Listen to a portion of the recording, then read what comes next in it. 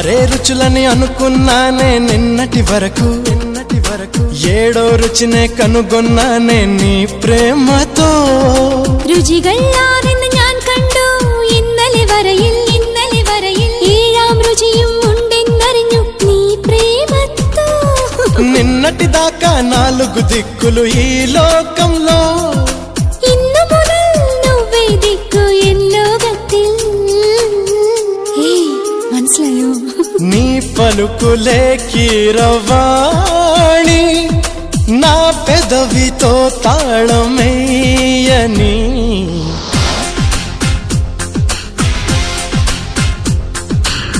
మాధవుడే బ్రహ్మను పూని సృష్టించాడేమో గాని 60 కేజీల చిలిపితనాన్ని అలుపన్నది